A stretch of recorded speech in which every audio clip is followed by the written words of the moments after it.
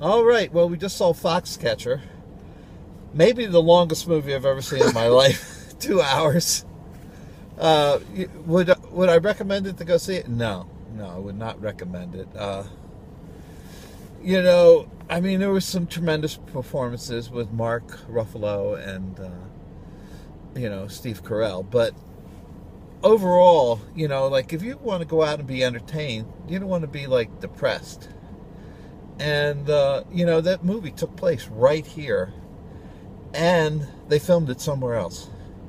Right. So it was kind of disappointing that way. But it showed us Valley Forge Park. It showed Valley Forge Park, that's true. And it showed like the outside of the place in Newtown Square. But not, I knew where Dave Schultz lived. I knew his house. I knew John Eleuthera DuPont. He went to my high school. He went to my school, the Haverford School. He was weird. He was a weird kid. He had no friends. And he came across in the movie as weird. And it's amazing how money, gave him all that power. And he was able to be weird and pull it off because he had so much money. And the funniest part of the movie was when he's showing wrestling moves for his mother to the world-class wrestlers that he had in the room. He's got Olympic gold medalist, and he, who never wrestled himself at high school, which was one of the best wrestling high schools in the area.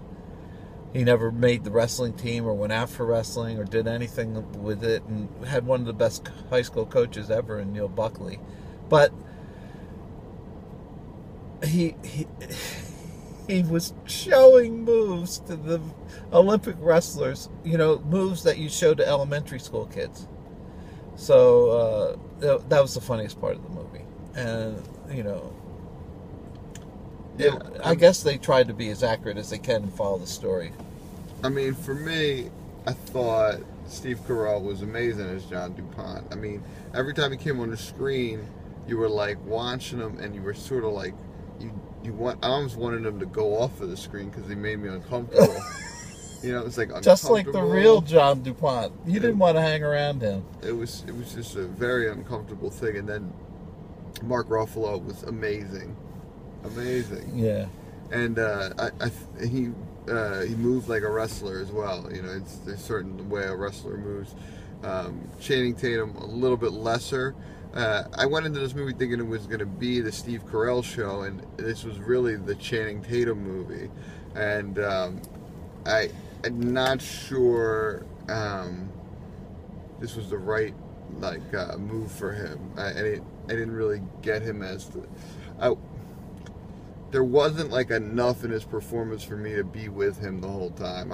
Every time I was like, I want Ruffalo on the screen all the time. Because the rest of this is not, it's just not good. It sucked. Yeah, and you felt the length a little bit. I mean, it sort of dragged a little bit at portions. And I know Steve Carell wants to get nominated for an Oscar for this. If he does, it's going to have to be supporting, and I'm not sure he doesn't deserve it. I just wasn't very entertaining. There were moments that were entertaining, and there were moments of extraordinary filmmaking, like the sequence in the beginning where the two brothers are wrestling, and they sort of stay with it for a while, and it's good because it's real. It looks real. It feels real. When you wrestle, and I've wrestled very little, but I've been around wrestling my whole life, but it felt real, and the wrestling was probably the best choreographed wrestling I've ever seen. So if you like wrestling, you should definitely see it. I definitely would recommend it to all my friends who are wrestlers, because they'll probably get a kick out of seeing the wrestling moves and stuff like that. So, but it isn't a movie about wrestling. It's a movie about a murder. Right, and that hopefully that doesn't spoil anything for you guys out there. Hopefully you already knew that, but yeah, it's about mental illness. So, what would you rate it? I'd give it a 70.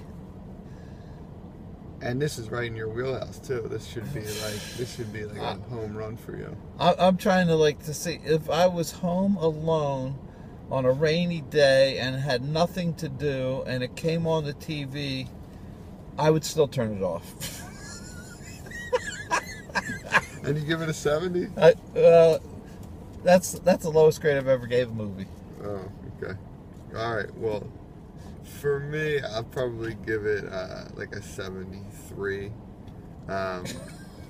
And simply just for the wrestling, and I thought the camera work was pretty good. I thought, how they frame shots, and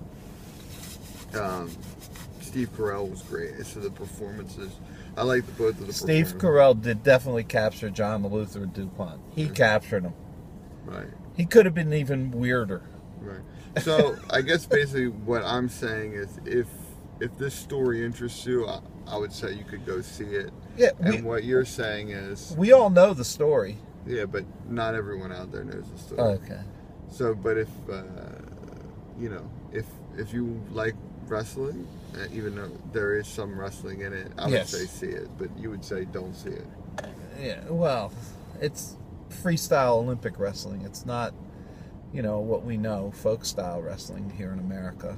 But how many people even know that distinction? That's true. That's true. Right. So, but anyway, so that's it. Subscribe and like my videos, share them with your friends and everything like that. Yes. All right. I love you. Peace out.